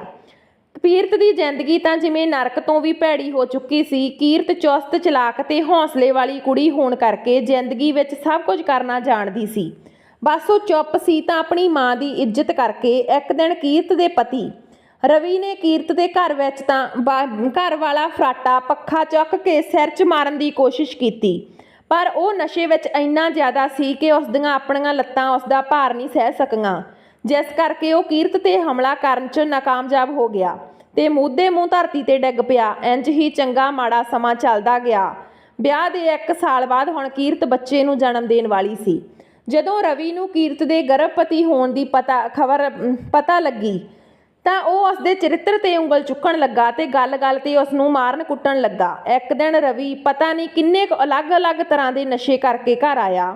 ਘਰ ਆਉਂਦੇ ਹੀ ਉਸਨੇ ਪਹਿਲਾਂ ਤਾਂ ਕੀਰਤ ਦੇ ਸਾਰੇ ਕੱਪੜੇ ਫੂਕ ਦਿੱਤੇ ਤੇ ਫਿਰ ਘਰ ਵਿੱਚ ਇੱਕ ਪਾਸੇ ਬਣੇ ਡੰਗਰਾਂ ਦੇ ਬਰਾਂਡੇ ਨੂੰ ਅੱਗ ਲਾ ਦਿੱਤੀ। ਰੱਬ ਦਾ ਸ਼ੁਕਰ ਆ ਕਿ ਕੀਰਤ ਦੇ ਰੌਲਾ ਪਾਉਣ 'ਤੇ ਆਂਢੀ ਗੁਆਂਢੀ ਇਕੱਠੇ ਹੋਏ ਤੇ ਉਹਨਾਂ ਨੇ ਛੇਤੀ ਅੱਗ 'ਤੇ ਕਾਬੂ ਪਾ ਲਿਆ ਪਰ ਫਿਰ ਵੀ ਬੇਜਵਾਨ ਡੰਗਰ ਅੱਧ ਜਲ ਗਏ। ਇਸ ਘਟਨਾ ਤੋਂ ਬਾਅਦ ਕੀਰਤ ਦੇ ਆਂਢੀਆਂ ਗੁਆਂਢੀਆਂ ਨੇ ਉਸ ਨੂੰ ਆਪਣੇ ਪੇਕੇ ਘਰ ਜਾਣ ਦੀ ਸਲਾਹ ਦਿੱਤੀ ਪਰ ਕੀਰਤ ਚਾਹੁੰਦੇ ਹੋਏ ਵੀ ਆਪਣੇ ਪੇਕੇ ਘਰ ਨਹੀਂ ਜਾ ਸਕਦੀ ਸੀ ਕਿਉਂਕਿ ਉਹ ਆਪਣੀ ਮਾਂ ਤੇ ਦਾਦੀ ਨੂੰ ਬਿਲਕੁਲ ਵੀ ਦੁਖੀ ਨਹੀਂ ਸੀ ਕਰਨਾ ਚਾਹੁੰਦੀ। ਇੰਝ ਹੀ ਦੁੱਖ ਤਕਲੀਫਾਂ ਸਹਾਰਦੇ ਕੀਰਤ ਨੇ 9 ਮਹੀਨਿਆਂ ਬਾਅਦ ਇੱਕ ਪੁੱਤਰ ਨੂੰ ਜਨਮ ਦਿੱਤਾ ਜਿਸ ਦੇ ਲਾਲ ਬੁੱਲ ਬਿੱਲੀਆਂ ਅੱਖਾਂ ਤੇ ਗੋਰਾ ਚਿੱਟਾ ਰੰਗ ਦੇਖ ਕੇ ਰਵੀ ਨੂੰ ਬਿਲਕੁਲ ਵੀ ਭਰੋਸਾ ਨਾ ਹੋਇਆ ਕਿ ਉਹ ਉਸਦਾ ਹੀ ਪੁੱਤਰ ਆ। ਉਸਨੇ ਆਪਣੇ ਪੁੱਤਰ ਨੂੰ ਹਸਪਤਾਲ ਵਿੱਚ ਜੰਮਦੇ ਨੂੰ ਹੀ ਮਾਰਨ ਦੀ ਕੋਸ਼ਿਸ਼ ਕੀਤੀ ਪਰ ਉਹ ਆਪਣੀ ਚਾਲ ਵਿੱਚ ਨਾਕਾਮਯਾਬ ਹੋਇਆ। ਤਕਰੀਬਨ 2 ਮਹੀਨੇ ਬਾਅਦ ਹੀ ਰਵੀ ਨੇ ਫਿਰ ਤੋਂ ਕੀਰਤ ਨਾਲ ਕਲੇਸ਼ ਕਰਨਾ ਸ਼ੁਰੂ ਕਰ ਦਿੱਤਾ ਅਤੇ ਕਿਹਾ ਕਿ ਉਹ ਇਸ ਦਾ ਪੁੱਤ ਹੀ ਨਹੀਂ ਹੋ ਸਕਦਾ। ਉਸਨੇ ਕੀਰਤ ਨੂੰ ਬਾਂਹ ਤੋਂ ਫੜ ਕੇ ਘਰੋਂ ਬਾਹਰ ਕੱਢ ਦਿੱਤਾ ਤੇ ਖੁਦ ਹੁਣ ਪਹਿਲਾਂ ਨਾਲੋਂ ਵੀ ਜ਼ਿਆਦਾ ਨਸ਼ੇ ਵਿੱਚ ਟੱਲੀ ਰਹਿਣ ਲੱਗਾ। ਕੀਰਤ ਚਾਹ ਕੇ ਵੀ ਆਪਣੇ ਪੇਕੇ ਘਰ ਨਹੀਂ ਜਾ ਸਕਦੀ ਸੀ ਕਿਉਂਕਿ ਉਹ ਜਾਣਦੀ ਸੀ ਕਿ ਜੇਕਰ ਉਹ ਵਾਪਸ ਆਪਣੇ ਪੇਕੇ ਘਰ ਗਈ ਤਾਂ ਉਸ ਦੀਆਂ ਚਾਚੀਆਂ ਤਾਈਆਂ ਨੇ ਉਸ ਦੀ ਮਾਂ ਦਾ ਜੀਣਾ ਦੁੱਭਰ ਕਰ ਦੇਣਾ ਤੇ ਪਲ-ਪਲ ਕੀਰਤ ਨੂੰ ਸਹੁਰੇ ਘਰ ਨਾ ਬਸਣ ਦੇ ਤਾਨੇ ਮਿਹਣੇ ਮਾਰਨੇ ਆ। ਇਸ ਕਰਕੇ ਉਹ ਨਾਲ ਦੇ ਸ਼ਹਿਰ ਵਿੱਚ ਇੱਕ ਗੁਰੂ ਘਰ ਵਿੱਚ ਦਿਨ ਗੁਜ਼ਾਰਨ ਲੱਗੀ। ਕੁਝ ਦਿਨ ਉਸ ਨੂੰ ਗੁਰੂ ਘਰ ਦੇ ਸੇਵਾਦਾਰ ਦੇਖਦੇ ਰਹੇ। ਜਿੰਨਾ ਹੋ ਸਕਿਆ ਉਸ ਦੀ ਮਦਦ ਵੀ ਕਰਦੇ ਰਹੇ ਪਰ ਕਿਤੇ ਨਾ ਕਿਤੇ ਉਹਨਾਂ ਨੂੰ ਵੀ ਕੀਰਤ ਦੀਆਂ ਗੱਲਾਂ ਸੁਣ ਕੇ ਅਫਸੋਸ ਹੋਇਆ ਅਤੇ ਉਹ ਰਵੀ ਨੂੰ ਡਰਾ ਧਮਕਾ ਕੇ ਕੀਰਤ ਨੂੰ ਆਪਣੇ ਸਹੁਰੇ ਘਰ ਛੱਡ ਆਏ। ਕੁਝ ਕੁ ਦਿਨ ਰਵੀ ਠੀਕ ਰਿਹਾ ਪਰ ਛੇਤੀ ਹੀ ਉਹ ਆਪਣੇ ਪਹਿਲਾਂ ਵਾਲੇ ਕਾਰਨਾਮਿਆਂ 'ਤੇ ਆ ਗਿਆ। ਉੱਧਰ ਜਦੋਂ ਵੀ ਕੀਰਤ ਆਪਣੇ ਪੇਕੇ ਘਰ ਫੋਨ ਕਰਦੀ ਤਾਂ ਉਸ ਦੀਆਂ ਚਾਚੀਆਂ ਤਾਈਆਂ ਕੀਰਤ ਦੀ ਮਾਂ ਨਾਲ ਕਦੇ ਵੀ ਗੱਲ ਨਾ ਕਰਵਾਉਂਦੀਆਂ, ਜਿਸ ਕਰਕੇ ਕੀਰਤ ਨੂੰ ਸਾਰਾ ਦਿਨ ਆਪਣੀ ਮਾਂ ਦਾ ਹੀ ਫਿਕਰ ਖਾਈ ਰੱਖਦਾ। ਇੱਕ ਦਿਨ ਘਰਦਿਆਂ ਤੋਂ ਚੋਰੀ ਛਿਪੇ ਕੀਰਤ ਦੀ ਮਾਂ ਨੇ ਕੀਰਤ ਨੂੰ ਫੋਨ ਕੀਤਾ ਤੇ ਆਪਣੇ ਨਾਲ ਹੋ ਰਹੇ ਧੱਕੇ ਬਾਰੇ ਦੱਸਿਆ। ਕੀਰਤ ਨੂੰ ਮਾਂ ਦੀ ਆਵਾਜ਼ ਵੀ ਕੁਝ ਠੀਕ ਨਾ ਲੱਗੀ, ਜਿਸ ਕਰਕੇ ਉਹ ਉਸੇ ਦਿਨ ਫਟਾਫਟ ਤਿਆਰ ਹੋ ਕੇ ਆਪਣੇ ਪੇਕੇ ਘਰ ਜਾਣ ਲੱਗੀ। ਜਦੋਂ ਕੀਰਤ ਬੱਸ ਵਿੱਚ ਬੈਠੀ ਤਾਂ ਉਸ ਨੂੰ ਯਾਦ ਆਇਆ ਕਿ ਉਸ ਕੋਲ ਤਾਂ ਕੰਡਕਟਰ ਨੂੰ ਦੇਣ ਲਈ ਕਿਰਾਇਆ ਵੀ ਨਹੀਂ। ਜਦੋਂ ਕੰਡਕਟਰ ਕੀਰਤ ਦੀ ਸੀਟ ਕੋਲ ਆ ਕੇ ਕਿਰਾਇਆ ਮੰਗਣ ਲੱਗਾ ਤਾਂ ਕੀਰਤ ਨੇ ਕਿਹਾ ਕਿ ਉਸ ਕੋਲ ਕਿਰਾਇਆ ਨਹੀਂ ਆ ਤੇ ਉਹ ਆਪਣੀ ਮਜਬੂਰੀ ਦੱਸੀ, ਪਰ ਕੰਡਕਟਰ ਨੇ ਬੱਸ ਰੁਕਵਾਈ ਤੇ ਉਸ ਨੂੰ ਬੱਸ ਵਿੱਚੋਂ ਉਤਰਨ ਨੂੰ ਕਿਹਾ। ਕੀਰਤ ਨੇ ਕੰਡਕਟਰ ਦੀਆਂ ਬੜੀਆਂ ਤਰਲੇ ਮਿੰਨਤਾਂ ਕੀਤੀਆਂ, ਪਰ ਕੰਡਕਟਰ ਬਿਲਕੁਲ ਵੀ ਨਾ ਮੰਨਿਆ। ਉਸਨੇ ਕੀਰਤ ਦੀ ਗੋਦੀ 'ਚੋਂ ਉਸ ਦਾ ਪੁੱਤਰ ਫੜਿਆ ਤੇ ਕਹਿਣ ਲੱਗਾ ਕਿ ਚਲੋ ਛੇਤੀ ਬੱਸ 'ਚੋਂ ਉਤਰੋ। ਕੀਰਤ ਜਦੋਂ ਉਸ ਦੀ ਸੀਟ ਤੋਂ ਉੱਠੀ ਤਾਂ ਉਸ ਦੀ ਨਿਗਾਹ ਆਪਣੀ ਬਾਂਹ ਵਿੱਚ ਪਏ ਚਾਂਦੀ ਦਾ ਕੜੇ 'ਤੇ ਪਈ। ਉਸਨੇ ਛੇਤੀ ਉਹ ਕੜਾ ਬਾਂਹ ਵਿੱਚੋਂ ਕੱਢਿਆ ਤੇ ਤੇਜ਼ੀ ਨਾਲ ਕੰਡਕਟਰ ਨੂੰ ਦਿੰਦੀ ਹੋਈ ਕਹਿਣ ਲੱਗੀ ਕਿ ਰੱਬ ਦੇ ਵਾਸਤੇ ਉਸ ਨੂੰ ਬੱਸ 'ਚੋਂ ਨਾ ਉਤਾਰੋ, ਉਸ ਦੇ ਬਦਲੇ ਭਾਵੇਂ ਉਹ ਉਸ ਦਾ ਕੜਾ ਹੀ ਰੱਖ ਲਵੇ। ਇੰਨੇ ਨੂੰ ਬੱਸ ਵਿੱਚ ਪਿਛਲੀ ਸੀਟ 'ਤੇ ਬੈਠੀ ਇੱਕ ਔਰਤ ਉੱਠ ਕੇ ਉਹਨਾਂ ਕੋਲ ਆਈ ਤੇ ਉਸਨੇ ਕੀਰਤ ਨੂੰ ਆਪਣਾ ਕੜਾ ਵਾਪਸ ਬਾਂਹ ਵਿੱਚ ਪਾਉਣ ਨੂੰ ਕਿਹਾ ਤੇ ਖੁਦ ਉਸ ਦਾ ਕਿਰਾਇਆ ਕੰਡਕਟਰ ਨੂੰ ਦੇ ਕੇ ਕਹਿਣ ਲੱਗੀ ਕਿ ਕਦੇ-ਕਦੇ ਕਿਸੇ 'ਤੇ ਤਰਸ ਵੀ ਕਰ ਲੈਣਾ ਚਾਹੀਦਾ, ਪਤਾ ਨਹੀਂ ਕਦੋਂ ਰੱਬ ਇਮਤਿਹਾਨ ਲੈ ਰਿਹਾ ਹੋਵੇ। ਕੀਰਤ ਦੀਆਂ ਅੱਖਾਂ ਵਿੱਚ ਹੰਝੂ ਆ ਰਹੇ ਸੀ ਜਦੋਂ ਉਸ ਔਰਤ ਨੇ ਕੀਰਤ ਤੋਂ ਪੁੱਛਿਆ ਕਿ ਅਜਿਹੀ ਕਿਹੜੀ ਮਜਬੂਰੀ ਆਣ ਪਈ, ਜਿਸ ਕਰਕੇ ਕੀਰਤ ਨੇ 20 ਦੇ ਕਿਰਾਏ ਬਦਲੇ ਚਾਂਦੀ ਦਾ ਕੜਾ ਵੀ ਦੇਣ ਲੱਗੇ ਪਰਵਾਹ ਨਾ ਕੀਤੀ। ਤਾਂ ਕੀਰਤ ਨੇ ਉਸ ਔਰਤ ਨੂੰ ਆਪਣੀ ਸਾਰੀ ਹੱਡਬੀਤੀ ਦੱਸੀ ਤੇ ਫਿਰ ਰੋਣ ਲੱਗੀ। ਕੀਰਤ ਨੇ ਉਸ ਔਰਤ ਦਾ ਧੰਨਵਾਦ ਕਰਦੇ ਕਿਹਾ ਕਿ ਉਹ ਅੱਜ ਉਸ ਦੀ ਜ਼ਿੰਦਗੀ ਵਿੱਚ ਰੱਬ ਬਣ ਕੇ ਆਈ ਆ। ਉਸ ਔਰਤ ਨੇ ਕੀਰਤ ਨੂੰ ਹਿੰਮਤ ਦਿੱਤੀ ਤੇ ਉਸ ਦੇ ਨਾਲ ਹੀ ਸੀਟ ਉੱਤੇ ਬੈਠ ਗਈ। ਉਸਨੇ ਕੀਰਤ ਨੂੰ ਕਿਹਾ ਕਿ ਉਂਝ ਤਾਂ ਉਹ ਆਪਣੀ ਧੀ ਵਾਸਤੇ ਤੀਆਂ ਦਾ ਸੰਧਾਰਾ ਦੇਣ ਲਈ ਕੁਝ ਸਮਾਨ ਖਰੀਦਣ ਆਈ ਸੀ, ਪਰ ਜੇਕਰ ਉਹ ਬੁਰਾ ਨਾ ਮੰਨੇ ਤਾਂ ਉਹ ਕੀਰਤ ਨੂੰ ਆਪਣੀ ਧੀ ਸਮਝ ਕੇ 1000 ਰੁਪਈਆ ਦੇਣਾ ਚਾਹੁੰਦੀ ਆ। ਕੀਰਤ ਨੇ ਉਂਝ ਤਾਂ ਰੁਪਈਆ ਲੈਣ ਤੋਂ ਮਨਾ ਕਰ ਦਿੱਤਾ, ਪਰ ਫਿਰ ਉਸਨੇ ਉਸ ਔਰਤ ਦੀਆਂ ਭਾਵਨਾਵਾਂ ਨੂੰ ਸਮਝਦੇ ਹੋਏ ਉਸ ਤੋਂ 1000 ਰੁਪਈਆ ਲੈ ਲਿਆ ਤੇ 500 ਰੁਪਏ ਉਸ ਨੂੰ ਵਾਪਸ ਕਰਦੀ ਹੋਈ ਕਹਿਣ ਲੱਗੀ ਕਿ ਇਹ 500 ਰੁਪਏ ਉਹ ਆਪਣੇ ਵੱਲੋਂ ਉਸ ਦੀ ਧੀ ਨੂੰ ਆਪਣੀ ਭੈਣ ਮੰਨ ਕੇ ਤੀਆਂ ਦਾ ਸ਼ਗਨ ਦੇ ਰਹੀ ਆ। ਕੀਰਤ ਦੇ ਮੂੰਹੋਂ ਇੰਨਾ ਸੁਣਦੇ ਹੀ ਉਸ ਔਰਤ ਨੇ ਕੀਰਤ ਨੂੰ ਘੁੱਟ ਕੇ ਜੱਫੀ ਵਿੱਚ ਲਿਆ। ਕੁਝ ਹੀ ਸਮੇਂ ਬਾਅਦ ਉਹ ਔਰਤ ਨਾਲ ਦੇ ਸ਼ਹਿਰ ਵਿੱਚ ਉਤਰ ਗਈ ਤੇ ਕੀਰਤ ਅੱਗੇ ਜਾ ਕੇ ਆਪਣੇ ਪੇਕੇ ਪਿੰਡ ਦੇ ਬੱਸ ਅੱਡੇ 'ਤੇ ਉਤਰ ਗਈ। ਪਿੰਡ ਪਹੁੰਚਦੇ ਹੀ ਕੀਰਤ ਨੇ ਦੇਖਿਆ ਕਿ ਉਸ ਦੀ ਮਾਂ ਪਹਿਲਾਂ ਹੀ ਘਰ ਵੱਲ ਜਾਂਦੀ ਸੜਕ 'ਤੇ ਖੜੀ ਉਸ ਦੀ ਬੇਸਬਰੀ ਨਾਲ ਉਡੀਕ ਕਰ ਰਹੀ ਸੀ। ਦੋਵੇਂ ਮਾਵਾਂ ਧੀਆਂ ਇੱਕ ਦੂਜੀ ਦੇ ਗਲ ਆਲ ਲੱਗੀਆਂ, ਪਰ ਆਪਣੇ ਅੰਦਰ ਦੀ ਪੀੜ ਦਾ ਇੱਕ ਦੂਜੀ ਨੂੰ ਅਹਿਸਾਸ ਨਾ ਹੋਣ ਦਿੱਤਾ। ਕੀਰਤ ਨੇ ਜਦੋਂ ਮਾਂ ਨੂੰ ਪੁੱਛਿਆ ਕਿ ਉਹ ਸੜਕ 'ਤੇ ਖੜੀ ਕਿਸ ਨੂੰ ਉਡੀਕ ਰਹੀ ਸੀ ਤਾਂ ਉਸ ਦੀ ਮਾਂ ਨੇ ਕਿਹਾ ਕਿ ਉਹ ਤਾਂ ਹਰ ਰੋਜ਼ ਉਸ ਦੀ ਉਡੀਕ ਕਰਦੀ ਇੱਥੇ ਆਉਂਦੀ ਆ, ਭਾਵੇਂ ਉਹ ਲੱਖ ਜਾਣਦੀ ਹੁੰਦੀ ਆ ਕਿ ਕੀਰਤ ਨੇ ਨਹੀਂ ਆਉਣਾ, ਪਰ ਪਤਾ ਨਹੀਂ ਕਿਉਂ ਅੱਜ ਸਵੇਰ ਤੋਂ ਉਸ ਦਾ ਦਿਲ ਕਹਿ ਰਿਹਾ ਸੀ ਕਿ ਉਸ ਦੀ ਧੀ ਅੱਜ ਜ਼ਰੂਰ ਉਸ ਨੂੰ ਮਿਲਣ ਆਵੇਗੀ।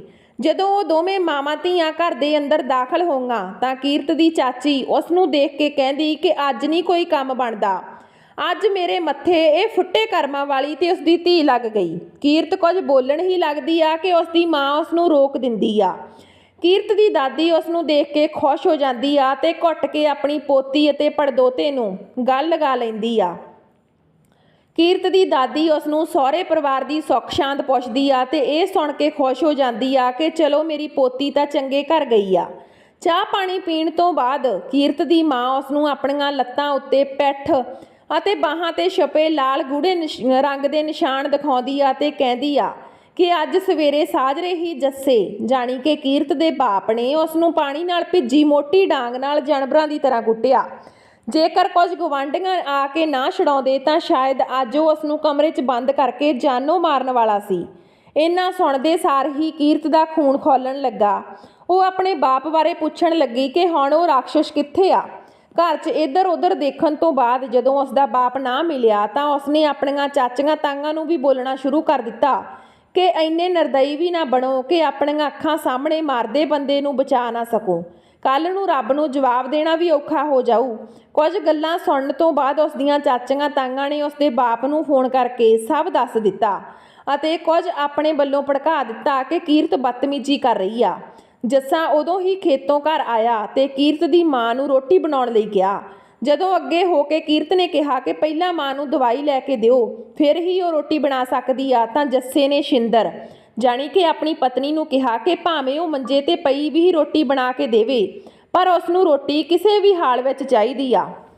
ਕੀਰਤ ਨੇ ਅੱਗੋਂ ਕਿਹਾ ਕਿ ਜੇਕਰ ਬਾਪੂ ਤੇਰੇ ਹੱਡ ਇੰਨੇ ਤੋੜੇ ਜਾਣ ਅਤੇ ਫਿਰ ਕੰਮ ਕਰਨ ਨੂੰ ਕਿਹਾ ਜਾਵੇ ਕਿ ਤੂੰ ਕੰਮ ਕਰ ਲਵੇਂਗਾ ਟੁੱਟੇ ਹੱਡਾਂ ਨਾਲ। ਇੰਨਾ ਸੁਣਦੇ ਹੀ ਜੱਸੇ ਨੇ ਕੋਲ ਪਈ ਕਹੀ ਚੁੱਕੀ ਤੇ ਸ਼ਿੰਦਰ ਵੱਲ ਵਧਿਆ ਹੀ ਸੀ ਕਿ ਕੀਰਤ ਨੇ ਗਰਜਦੀ ਆਵਾਜ਼ ਵਿੱਚ ਆਪਣੇ ਬਾਪੂ ਨੂੰ ਕਿਹਾ ਕਿ ਜੇਕਰ ਉਹ ਅੱਗੇ ਮਾਂ ਵੱਲ ਆਇਆ ਤਾਂ ਅੱਜ ਉਸਦੇ ਵੀ ਹੱਡ ਬਰਾਬਰ ਟੁੱਟਣਗੇ, ਤੇ ਉਹ ਡਾਂਗ ਲੱਭਣ ਦਾ ਡਰਾਮਾ ਕਰਨ ਲੱਗੀ ਤਾਂ ਕਿ ਉਸਦਾ ਬਾਪ ਖੁਦ ਸ਼ਰਮ ਦਾ ਮਾਰਾ ਪਿੱਛੇ ਹਟ ਜਾਵੇ। ਪਰ ਜੱਸਾ ਪਿੱਛੇ ਹਟਣ ਦੀ ਬਜਾਏ ਸਗੋਂ ਹੋਰ ਅੱਗੇ ਵਧਿਆ ਅਤੇ ਕੀਰਤ ਤੇ ਉਸਨੇ ਹਮਲਾ ਕਰਨਾ ਚਾਹਿਆ, ਪਰ ਉਹ ਇੰਨੇ ਸਮੇਂ ਤੇ ਰੁਕ ਗਿਆ ਕਿਉਂਕਿ ਸ਼ਾਇਦ ਉਸ ਨੂੰ ਹਾਰਟ ਅਟੈਕ ਆਇਆ ਸੀ। ਫਟਾਫਟ ਜੱਸੇ ਨੂੰ ਹਸਪਤਾਲ ਦਾਖਲ ਕਰਵਾਇਆ ਗਿਆ। ਉਸ ਦੀ ਜਾਨ ਮਸਾਂ ਹੀ ਬਚੀ। ਜਦੋਂ ਜੱਸੇ ਨੂੰ ਹਸਪਤਾਲ ਵਿੱਚੋਂ ਛੁੱਟੀ ਮਿਲੀ ਤਾਂ ਕੀਰਤ ਆਪਣੇ ਬਾਪ ਦੇ ਘਰ ਵਿੱਚ ਚੰਗੀ ਦੇਖਭਾਲ ਕਰਨ ਲੱਗੀ। ਉਸ ਨੂੰ ਇਹ ਸੀ ਕਿ ਸ਼ਾਇਦ ਉਸਦੇ ਬਾਪ ਦਾ ਦਿਲ ਹੀ ਪਿਘਲ ਜਾਵੇਗਾ ਜਾਂ ਸ਼ਾਇਦ ਉਹ ਥੋੜ੍ਹਾ ਬਦਲ ਜਾਵੇਗਾ। ਜਦੋਂ ਕੁਝ ਹੀ ਦਿਨਾਂ ਵਿੱਚ ਜੱਸਾ ਠੀਕ ਹੋਇਆ ਤਾਂ ਉਸਨੇ ਆਪਣੀ ਭੈਣ ਨੂੰ ਫੋਨ ਕਰਕੇ ਸੱਦ ਲਿਆ ਤੇ ਕਿਹਾ ਕਿ ਉਸਦੀ ਧੀ ਉਸ ਨੂੰ ਜਾਨੋਂ ਮਾਰਨਾ ਚਾਹੁੰਦੀ ਆ। ਇੱਕ ਦਿਨ ਬਾਅਦ ਜਦੋਂ ਕੀਰਤ ਦੀ ਭੂਆ ਘਰ ਆਈ ਤਾਂ ਉਸਦੇ ਚਾਚੇ ਤਾਏ ਤੇ ਬਾਕੀ ਘਰ ਦੇ ਸਾਰੇ ਮੈਂਬਰ ਇਕੱਠੇ ਕਰਕੇ ਬਿਠਾਏ ਗਏ। ਕੀਰਤ ਨੇ ਜਦੋਂ ਇੱਕ ਪਾਸੇ ਹੋ ਕੇ ਆਪਣੀ ਭੂਆ ਨੂੰ ਕਿਹਾ ਕਿ ਉਹ ਉਸਦੇ ਮਾਪਿਆਂ ਬਾਰੇ ਸਾਂਝੀ ਗੱਲ ਕਰੇ ਅਤੇ ਕਿਸੇ ਵੀ ਇੱਕ ਦਾ ਪੱਖ ਨਾ ਪੂਰੇ, ਅਤੇ ਉਸਦੀ ਭੂਆ ਨੇ ਉਲਟਾ ਉਸ ਨੂੰ ਹੀ ਮਾੜਾ ਚੰਗਾ ਬੋਲਣਾ ਸ਼ੁਰੂ ਕਰ ਦਿੱਤਾ। ਕੀਰਤ ਦੇ ਚਾਚੇ ਤਾਇਆਂ ਨੇ ਵੀ ਜੱਸੇ ਨੂੰ ਭੜਕਾਉਣਾ ਸ਼ੁਰੂ ਕਰ ਦਿੱਤਾ ਅਤੇ ਇਸ ਦਾ ਕੀ ਪਤਾ ਹੈ ਕੱਲ੍ਹ ਨੂੰ ਬੰਦੇ ਬੁਲਾ ਕੇ ਤੈਨੂੰ ਮਰਵਾ ਵੀ ਸਕਦੀ ਆ। ਨਾਲੇ ਅਜਿਹੀ ਧੀ ਨੂੰ ਕੀ ਕਰਨਾ ਜਿਹੜੀ ਬਾਪ ਤੇ ਡਾਂਗਾ ਲੈ ਕੇ ਆਵੇ। ਕੱਲ੍ਹ ਨੂੰ ਇਹੀ ਆਪਣਾ ਹਿੱਸਾ ਵੀ ਮੰਗ ਸਕਦੀ ਆ। ਇਸ ਨੂੰ ਸਮਾਂ ਰਹਿੰਦੇ ਹੀ ਘਰ ਵਿੱਚੋਂ ਬੇਦਖਲ ਕਰ ਦੇਣਾ ਚਾਹੀਦਾ। ਉਂਝ ਵੀ ਇਸਨੇ ਪਿੰਡ ਵਿੱਚ ਆਪਣੀ ਖਿੱਲੀ ਉਡਾ ਦਿੱਤੀ ਆ। ਪਿੰਡ ਵਿੱਚ ਥੂ-ਥੂ ਹੋ ਰਹੀ ਆ। ਭਾਈ ਜੱਸੇ ਦੀ ਧੀ ਨੇ ਡਾਂਗਾ ਮਾਰ ਕੇ ਆਪਣਾ ਪਿਓ ਕੁੱਟਿਆ ਤੇ ਹਸਪਤਾਲ ਪਹੁੰਚਾ ਦਿੱਤਾ। ਘਰ ਦੇ ਕਲੇਸ਼ ਨੂੰ ਲੈ ਕੇ ਕੋਈ ਵੀ ਹੱਲ ਨਾ ਹੋਇਆ, ਪਰ ਕੀਰਤ ਨੂੰ ਜ਼ਰੂਰ ਮੰਦਾ ਚੰਗਾ ਬੋਲਿਆ ਗਿਆ। ਕੁਝ ਹੀ ਦਿਨਾਂ ਵਿੱਚ ਜੱਸੇ ਨੇ ਕੀਰਤ ਨੂੰ ਘਰ ਵਿੱਚੋਂ ਬੇਦਖਲ ਕਰ ਦਿੱਤਾ। ਕੀਰਤ ਦੀ ਦਾਦੀ ਨੂੰ ਕੀਰਤ ਦੇ ਫਿਕਰ ਵਿੱਚ ਨੀਂਦ ਵੀ ਨਾ ਆਉਣੋਂ ਹਟ ਚੁੱਕੀ ਸੀ। ਉਹ ਦਿਨ ਰਾਤ ਆਪਣੀ ਪੋਤੀ ਦੀ ਫਿਕਰ 'ਚ ਰਹਿੰਦੀ। ਜ਼ਿਆਦਾ ਉਮਰ ਹੋਣ ਕਰਕੇ ਉਸ ਦੀ ਦਾਦੀ ਹੁਣ ਬੱਸ ਚੜ੍ਹ ਕੇ ਕੀਰਤ ਨੂੰ ਮਿਲਣ ਵੀ ਨਹੀਂ ਜਾ ਸਕਦੀ ਸੀ ਤੇ ਨਾ ਹੀ ਕੀਰਤ ਦੀ ਮਾਂ ਨੂੰ। ਭੋਲੀ ਹੋਣ ਕਰਕੇ ਬੱਸਾਂ ਦਾ ਜ਼ਿਆਦਾ ਹਿਸਾਬ ਨਹੀਂ ਸੀ। 15 ਕੁ ਦਿਨਾਂ ਬਾਅਦ ਕੀਰਤ ਦੀ ਦਾਦੀ ਨੂੰ ਜ਼ਿਆਦਾ ਫਿਕਰ ਕਰਨ ਕਰਕੇ ਦਿਲ ਦਾ ਅਟੈਕ ਆਇਆ ਤੇ ਉਸ ਨੂੰ ਛੇਤੀ ਹੀ ਹਸਪਤਾਲ ਲਿਜਾਇਆ ਗਿਆ, ਜਿੱਥੇ ਕਿ 2 ਦਿਨ ਰਹਿਣ ਤੋਂ ਬਾਅਦ ਉਸ ਦੀ ਹਾਲਤ ਹੋਰ ਨਾਜ਼ੁਕ ਹੋ ਗਈ ਤੇ ਉਸ ਨੂੰ ਇੱਕ ਹੋਰ ਅਧਰੰਗ ਦਾ ਅਟੈਕ ਆਇਆ। ਉਸ ਦੀ ਦਾਦੀ ਨੂੰ ਕੁਝ ਦਿਨ ਆਕਸੀਜਨ ਲੱਗਣ ਤੋਂ ਬਾਅਦ ਹਸਪਤਾਲ ਤੋਂ ਛੁੱਟੀ ਮਿਲੀ। ਹੁਣ ਕੀਰਤ ਦੀ ਦਾਦੀ ਬੋਲ ਤਾਂ ਸਕਦੀ ਸੀ, ਪਰ ਜੀਭ ਤੇ ਅਧਰੰਗ ਦਾ ਅਟੈਕ ਪੈਣ ਕਰਕੇ ਉਸ ਦੀ ਸਮਝ ਘੱਟ ਹੀ ਆਉਂਦੀ ਸੀ। ਉਹ ਤੁਰਨ ਫਿਰਨ ਤੋਂ ਅਸਮਰੱਥ ਹੋ ਚੁੱਕੀ ਸੀ। ਸ਼ਿੰਦਰ ਦੀਆਂ ਦਰਾਣੀਆਂ ਜਠਾਣੀਆਂ ਆਪਣੀ ਸੱਸ ਦੀ ਰਿਸ਼ਤੇਦਾਰਾਂ ਸਾਹਮਣੇ ਥੋੜ੍ਹੀ ਬਹੁਤੀ ਦੇਖਭਾਲ ਤਾਂ ਕਰਦੀਆਂ, ਪਰ ਉਹ ਜ਼ਿਆਦਾਤਰ ਸ਼ਿੰਦਰ ਨੂੰ ਹੀ ਆਪਣੀ ਸੱਸ ਦੀ ਦੇਖਭਾਲ ਕਰਨ ਨੂੰ ਕਹਿੰਦੀਆਂ। ਜਦੋਂ ਕਦੇ ਉਹਨਾਂ ਨੇ ਸੱਸ ਨੂੰ ਨਹਾਉਣਾ ਹੁੰਦਾ ਤਾਂ ਉਹ ਸ਼ਿੰਦਰ ਨੂੰ ਹੀ ਕਹਿ ਦਿੰਦੀਆਂ ਕਿ ਉਹ ਬੁੱਢੀ ਨੂੰ ਨਹਾ ਦੇਵੇ ਤੇ ਖੁਦ ਹੀ ਉਸ ਦੇ ਗੰਦੇ ਕੱਪੜੇ ਤੋਂ ਲੈ ਕੇ ਉਸ ਦੀ ਪੌਟੀ ਤੱਕ ਸਾਫ਼ ਕਰੇ। ਸ਼ਿੰਦਰ ਆਪਣੀ ਸੱਸ ਦਾ ਜਿੰਨਾ ਹੁੰਦਾ ਉਸ ਨੂੰ ਜ਼ਰੂਰ ਕਰਦੀ, ਪਰ ਉਸ ਦੀ ਸੱਸ ਉਸ ਨੂੰ ਹਮੇਸ਼ਾ ਕਹਿੰਦੀ ਕਿ ਉਹ ਥੋੜ੍ਹਾ ਆਰਾਮ ਕਰ ਲਵੇ, ਕਿਉਂਕਿ ਉਹ ਘਰ ਦਾ ਬਾਕੀ ਕੰਮ ਵੀ ਕਰਦੀ ਸੀ। ਸ਼ਿੰਦਰ ਦੀ ਸੱਸ ਸ਼ਿੰਦਰ ਨੂੰ ਦੇਖ ਕੇ ਕਦੇ-ਕਦੇ ਬਹੁਤ ਰੋਂਦੀ ਤੇ ਆਪਣੀ ਪੋਤੀ ਨੂੰ ਮਿਲਣ ਲਈ ਕਹਿੰਦੀ, ਪਰ ਸ਼ਿੰਦਰ ਚਾਹ ਕੇ ਵੀ ਕੁਝ ਨਹੀਂ ਕਰ ਸਕਦੀ ਸੀ। ਇੱਕ ਦਿਨ ਕੀਰਤ ਦੀ ਦਾਦੀ ਨੇ ਜੱਸੇ ਨੂੰ ਆਪਣੇ ਕੋਲ ਬੁਲਾਇਆ ਤੇ ਕਿਹਾ ਕਿ ਉਸ ਕੋਲ ਬਹੁਤ ਸੋਨਾ ਚਾਂਦੀ ਆ, ਜਿਸ ਨਾਲ ਉਹ ਆਪਣੀ ਹੋਰ ਜ਼ਮੀਨ ਖਰੀਦ ਸਕਦਾ, ਪਰ ਉਹ ਉਸ ਨੂੰ ਸੋਨਾ ਚਾਂਦੀ ਇੱਕ ਹੀ ਸ਼ਰਤ ਤੇ ਦੇਵੇਗੀ, ਜੇਕਰ ਉਹ ਆਪਣੀ ਧੀ ਕੀਰਤ ਦਾ ਬੇਦਖਲੀ ਨੋਟਿਸ ਵਾਪਸ ਲਵੇਗਾ ਅਤੇ ਉਸ ਨੂੰ ਆਪਣੀ ਦਾਦੀ ਨਾਲ ਮਿਲਵਾਏਗਾ। ਜੱਸੇ ਨੇ ਕੁਝ ਸੋਚ ਵਿਚਾਰ ਕਰਕੇ ਆਪਣੀ ਮਾਂ ਨੂੰ ਕਿਹਾ ਕਿ ਜਿਵੇਂ ਉਹ ਕਹੇਗੀ ਉਹ ਉਵੇਂ ਹੀ ਕਰੇਗਾ। 2 ਦਿਨਾਂ ਬਾਅਦ ਹੀ ਜੱਸੇ ਨੇ ਕੀਰਤ ਦਾ ਬੇਦਖਲ ਨੋਟਿਸ ਵਾਪਸ ਲਿਆ ਅਤੇ ਕੀਰਤ ਦੇ ਸਹੁਰੇ ਘਰ ਜਾ ਕੇ ਉਸ ਨੂੰ ਪਿੰਡ ਆਪਣੇ ਨਾਲ ਹੀ ਲੈ ਆਇਆ। ਕੀਰਤ ਨੂੰ ਦੇਖ ਕੇ ਜਿਵੇਂ ਉਸ ਦੀ ਦਾਦੀ ਦੇ ਮੂੰਹ ਦਾ ਉੱਡਿਆ ਰੰਗ ਫਿਰ ਤੋਂ ਵਾਪਸ ਆ ਗਿਆ। ਉਸ ਨੇ ਕੀਰਤ ਨੂੰ ਕਿਹਾ ਕਿ ਜਿੰਨਾ ਚਿਰ ਉਹਦੀ ਦਾਦੀ ਜਿਉਂਦੀ ਆ ਓਨਾ ਚਿਰ ਉਹ ਛੇਤੀ ਹੀ ਗੇੜਾ ਮਾਰ ਜਾਇਆ ਕਰੇ ਤੇ ਉਸ ਦੇ ਬਾਅਦ ਆਪਣੀ ਮਾਂ ਦੀ ਵੀ ਖਿਆਲ ਰੱਖੇ। ਕੁਝ ਦਿਨਾਂ ਬਾਅਦ ਜੱਸੇ ਨੇ ਆਪਣੀ ਮਾਂ ਨੂੰ ਕਿਹਾ ਕਿ ਉਹ ਆਪਣੇ ਕੀਤੇ ਵਾਅਦੇ ਤੇ ਖਰਾ ਉਤਰਿਆ ਅਤੇ ਹੁਣ ਉਸ ਦੀ ਮਾਂ ਦੀ ਆਪਣੀ ਸ਼ਰਤ ਮੁਤਾਬਕ ਉਸ ਨੂੰ ਸੋਨਾ ਚਾਂਦੀ ਦੇ ਦੇਵੇ।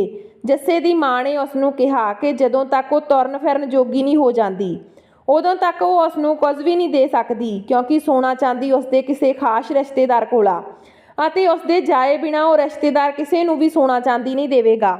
ਇੰਝ ਹੀ ਦਿਨ ਬੀਤਦੇ ਗਏ। ਕੀਰਤ ਹੁਣ ਆਪਣੀ ਪਤੀ ਤੋਂ ਚੋਰੀ ਛੇਤੀ ਹੀ ਆਪਣੇ ਪੇਕੇ ਘਰ ਗੇੜਾ ਮਾਰ ਜਾਂਦੀ। 1 ਮਹੀਨੇ ਬਾਅਦ ਕੀਰਤ ਦੀ ਦਾਦੀ ਹੋਰ ਜ਼ਿਆਦਾ ਬਿਮਾਰ ਹੋਣ ਲੱਗੀ। ਉਸ ਨੂੰ 10-15 ਦਿਨਾਂ ਬਾਅਦ ਹੀ ਹਸਪਤਾਲ ਲਿਜਾਣਾ ਪੈਂਦਾ। ਪਰ ਹੁਣ ਡਾਕਟਰ ਵੀ ਜਵਾਬ ਦੇ ਚੁੱਕੇ ਸੀ, ਕਿਉਂਕਿ ਕੀਰਤ ਦੀ ਦਾਦੀ ਨੂੰ ਹੁਣ ਕੁਝ ਹੋਰ ਬਿਮਾਰੀਆਂ ਨੇ ਵੀ ਘੇਰ ਲਿਆ ਸੀ। ਦਿਮਾਗ ਦੀਆਂ ਨਾੜਾਂ ਲਗਭਗ ਬੰਦ ਹੋ ਚੁੱਕੀਆਂ ਸੀ। ਉਸਦੇ ਸਿਰਫ ਨੱਕ ਵਾਲੀ ਨਾੜੀ ਰਾਹੀਂ ਹੀ ਜੂਸ ਦਾ ਦੁੱਧ ਅੰਦਰ ਜਾਂਦਾ ਸੀ। 10 ਕੁ ਦਿਨਾਂ ਬਾਅਦ ਕੀਰਤ ਦੀ ਦਾਦੀ ਦੀ ਹਾਲਤ ਹੋਰ ਜ਼ਿਆਦਾ ਖਰਾਬ ਹੋ ਗਈ। ਪਰਿਵਾਰ ਵਾਲੇ ਪਿੰਡ ਦੀ ਬਦਨਾਮੀ ਤੋਂ ਇੱਕ ਆਖਰੀ ਵਾਰ ਉਸ ਨੂੰ ਚੁੱਕ ਕੇ ਹਸਪਤਾਲ ਲੈ ਗਈ, ਜਿੱਥੇ ਕਿ ਡਾਕਟਰਾਂ ਨੇ ਉਸ ਨੂੰ ਆਕਸੀਜਨ ਲਗਾਈ। ਪਰ ਆਕਸੀਜਨ ਲੱਗਣ ਤੋਂ ਬਾਅਦ ਹੀ ਉਹ ਮਸਾਂ 2 ਦਿਨ ਹੀ ਕੱਟ ਸਕੀ ਤੇ ਕਾਲ ਚਲਾਣਾ ਕਰ ਗਈ। ਜੱਸੇ ਨੂੰ ਆਪਣੀ ਮਾਂ ਦੇ ਜਾਣ ਦਾ ਸਭ ਤੋਂ ਜ਼ਿਆਦਾ ਦੁੱਖ ਲੱਗਾ, ਕਿਉਂਕਿ ਉਸ ਨੂੰ ਲੱਖ ਕੋਸ਼ਿਸ਼ ਕਰਨ ਦੇ ਬਾਅਦ ਵੀ ਉਹ ਸੋਨੇ ਚਾਂਦੀ ਵਾਲਾ ਰਿਸ਼ਤੇਦਾਰ ਪਤਾ ਨਹੀਂ ਲੱਗਾ, ਜਿਸ ਕੋਲ ਉਸ ਦੀ ਮਾਂ ਨੇ ਸੋਨੇ ਚਾਂਦੀ ਦਾ ਰਾਜ ਸੀ। ਸ਼ਿੰਦਰ ਦੀ ਸੱਸ ਦੇ ਗੁਜ਼ਰ ਜਾਣ ਤੋਂ ਬਾਅਦ ਸ਼ਿੰਦਰ ਦੀ ਹਾਲਤ ਹੋਰ ਵੀ ਜ਼ਿਆਦਾ ਮਾੜੀ ਹੋ ਗਈ। ਹੁਣ ਤਾਂ ਉਸ ਦੀਆਂ ਦਰਾਣੀਆਂ ਜਠਾਣੀਆਂ ਨੂੰ ਜਿਵੇਂ ਚੰਗਾ ਮੌਕਾ ਮਿਲ ਗਿਆ ਸੀ ਉਸ ਤੋਂ ਬਦਲਾ ਲੈਣ ਦਾ।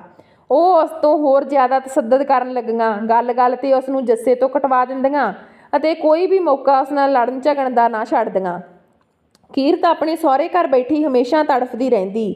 ਉਸ ਦੇ ਕਈ ਵਾਰ ਆਪਣੇ ਬਾਪ ਅਤੇ ਚਾਚੀਆਂ ਤਾਈਆਂ 'ਤੇ ਕੇਸ ਕਰਨ ਦੇ ਲਈ ਵੀ ਸੋਚਿਆ, ਪਰ ਬਦਨਾਮੀ ਤੋਂ ਡਰਦੀ ਤੇ ਪੈਸੇ ਨਾ ਹੋਣ ਕਰਕੇ ਉਹ ਚੁੱਪ ਕਰ ਜਾਂਦੀ। ਇੰਝ ਹੀ ਚੰਗੇ ਮਾੜੇ ਹਾਲਾਤਾਂ ਨਾਲ ਕੀਰਤ ਅਤੇ ਉਸ ਦੀ ਮਾਂ ਦੀ ਜ਼ਿੰਦਗੀ ਗੁਜ਼ਰ ਰਹੀ ਸੀ ਅਤੇ ਹੁਣ ਵੀ ਇੰਝ ਹੀ ਗੁਜ਼ਰ ਰਹੀ ਆ। ਕੀਰਤ ਹਮੇਸ਼ਾ ਸੋਚਦੀ ਰਹਿੰਦੀ ਆ ਕਿ ਸਾਡੇ ਦੇਸ਼ ਨੂੰ ਆਜ਼ਾਦ ਹੋਇਆਂ ਭਾਵੇਂ ਹੀ 75 ਵਰ੍ਹੇ ਹੋ ਗਏ ਆ, ਪਰ ਉਸਦੇ ਅਤੇ ਉਸ ਦੀ ਮਾਂ ਵਰਗੀਆਂ ਕਿੰਨੀਆਂ ਹੀ ਔਰਤਾਂ ਅੱਜ ਵੀ ਮਰਦ ਪ੍ਰਧਾਨ ਸਮਾਜ ਵਿੱਚ ਆਜ਼ਾਦੀ ਨੂੰ ਤਰਸ ਰਹੀਆਂ ਤੇ ਉਹਨਾਂ ਲਈ ਆਜ਼ਾਦੀ ਤਾਂ ਜਿਵੇਂ ਇੱਕ ਸੁਪਨਾ ਹੀ ਬਣ ਗਿਆ ਹੋਵੇ। ਸੋ ਦੋਸਤੋ, ਇਹ ਸੀ ਸਾਡੀ ਅੱਜ ਦੀ ਕਹਾਣੀ। ਜੇ ਵਧੀਆ ਲੱਗੀ ਤਾਂ ਲਾਈਕ ਸ਼ੇਅਰ ਜ਼ਰੂਰ ਕਰਿਓ। ਜੇ ਚੈਨਲ ਤੇ ਪਹਿਲੀ ਵਾਰ ਆਉਂਦਾ ਚੈਨਲ ਨੂੰ ਸਬਸਕ੍ਰਾਈਬ ਕਰਿਓ। ਮਿਲਦੇ ਆ ਨਵੀਂ ਕਹਾਣੀ ਦੇ ਨਾਲ। ਤਦ ਤੱਕ ਸਤਿ ਸ਼੍ਰੀ ਅਕਾਲ।